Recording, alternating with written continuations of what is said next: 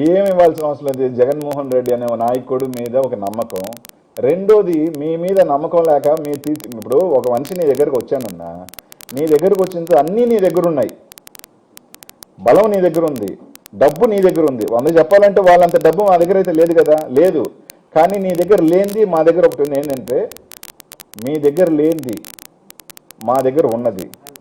మీరు మనిషిని పట్టించుకోకపోవటం, మిమ్మల్ని మనిషిని హీనంగా చూడటం. ఈరోజు నేను నిజంగా ఒకటే అడుగుతున్నా, పోయిన కార్పొరేటర్లు అందరినీ మా దగ్గరికి మీరు రావాలనో లేదు, మిమ్మల్ని ఎంత హీనంగా, ఎంత నీచంగా మీ వాళ్ళు మాట్లాడుతున్న భాష ఇది నిజం కాదా? ₹1 సాయం చేయాల వాళ్ళు. నెల్లూరు నగరంలో గర్వంగా చెప్తానన్నా 28 కార్పొరేటర్లు ఉంటే ఒక 2-3 తప్ప వాళ్ళందరికీ సింహభాగం అనిల్ కుమార్ యాదవ్ కాంట్రిబ్యూషన్ ఉంది. కొందరికైతే 100% కాంట్రిబ్యూషన్ ఉంది.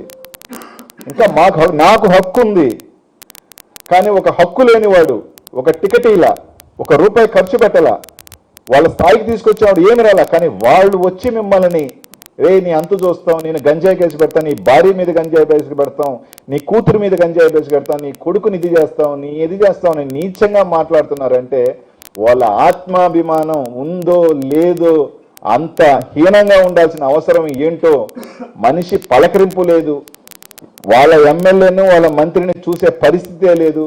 దేవుడికి వెళ్తే నువ్వు ఎవరు అని చెప్పి ఫలానా అని చెప్పుకొని గుర్తించే పరిస్థితే లేకుండా ఆడ ఉన్నమాట వాళ్ళ అంతరాత్మకి వాళ్ళు చెప్పి లేదు లేదు మేము బాగా ఉన్నామని చెప్పొచ్చు ఈరోజు. కానీ వాళ్ళ అంతరాత్మకి మీరైనా పని పిడిస్తే అంత ఘోరంగా ఉంది. ఎందుకంటే దారి పోయి యదవులు కూడా, సైకిల్ దొంగలు కూడా కొంతమంది వాళ్ళని నీచంగా మాట్లాడే పరిస్థితి ఉంది. నీచంగా వాస్తవం ఇది.